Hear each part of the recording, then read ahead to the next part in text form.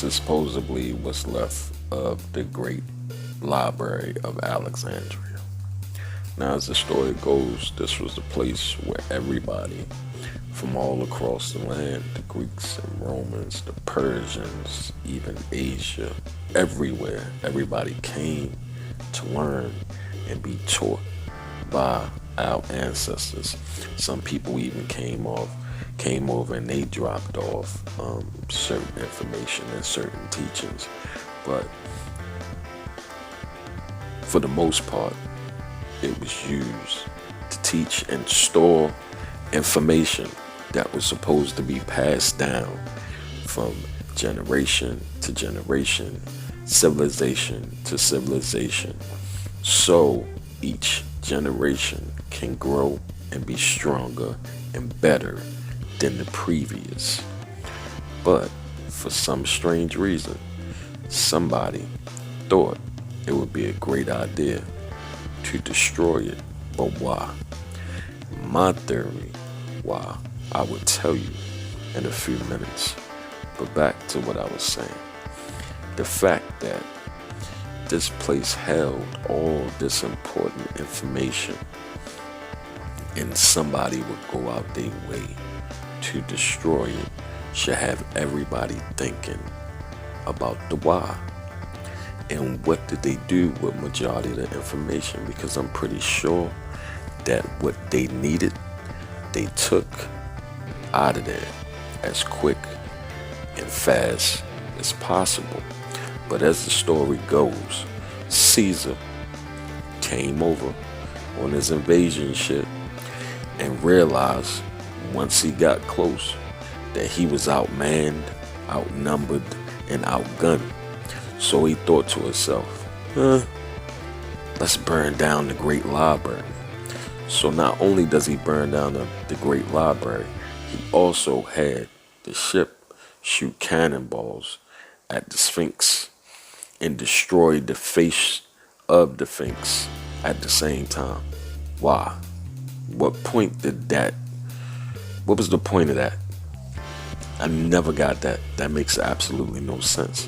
One, why burn down the library? Why destroy the library? You still outmanned. You still outgunned. The library was not the hub of the military in Egypt. So why aim for that? Even if it's a distraction, that don't make sense. You burn that down and everybody go to try to put the fire out. Makes no sense to me. Y'all let me know if it makes sense to y'all. If y'all got another reason why, another theory why. Like I said, I don't claim to be no scholar. I just know that the history and the story behind what happened to the great excuse me, what happened to the great library of Alexandria doesn't make sense to me. And I have a theory why. I believe that this all has something to do with religion, with all the religions, with that book that everybody holds so precious. I believe that they was trying to destroy and get rid of the evidence of where they got those stories from. Because think about it. If you create this book and somebody can go back and trace thousands of years before of the same stories being told with different names and in a different way, why would people follow what you say? Why would they even believe it? So what was the best way to get rid of the evidence? Was to destroy the evidence and take also what you needed. And I'll get to that part in a minute. But they burnt it down. They burnt everything that should have been passed down even now. And I believe they also profited off of it. And I'm going to get to that part in a minute. But look, why even go to defacing the statues? Now, for years, we all would say that that was to make it so you wouldn't see that they was black faces. And it was about racism, and part of it could be about racism, but I believe they was trying to replace the faces with their faces.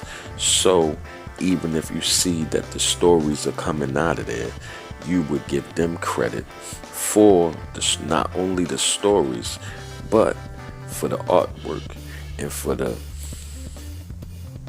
buildings and the pyramids and the statues that was built over there. It was them and their way of trying to take every single thing and get credit for it. My personal opinion, even to the point of trying to look at this like they scratch the face out and lightened up the paint on the wall. Why? How does any of that have to do with being outmanned or outgunned? None of that has anything to do with any of that. But I'm going to tell you what I believe it has something to do with that, and I'm going to say it again. And some of y'all might be mad, but I believe it has something to do with that book y'all hold so high. And it has a lot to do with some of our creations. Just a few years ago in Baghdad, they found the battery. Not only did they find this battery in Baghdad, but they found it all over the place. They found it in Egypt. They found it in Africa. They found it in Asia. They found it everywhere.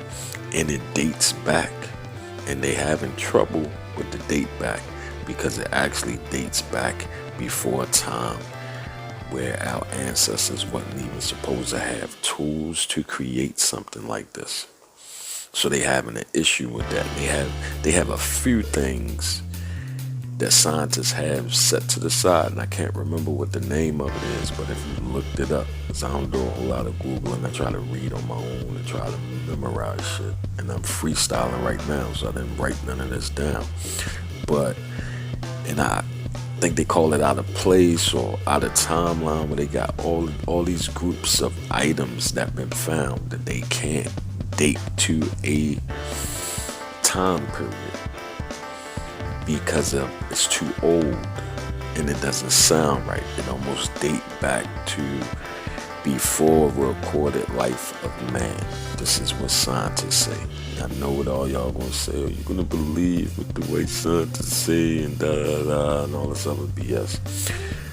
But on the flip side of that, if they're being honest about where it came from, who created it, we might as well listen to how far it goes back also, because they're puzzled. They are puzzled. But look at this thing. Look how complex that was, and that might not seem like a lot to a whole lot of y'all, but think about that time period and what they created and how they would even know what to do with that. What was they using it for? Gotta think about stuff like that. Y'all let me know whether I'm reaching or not. You know what I mean? Because I could be reaching. I don't know. Y'all let me know. But thank y'all for stopping by.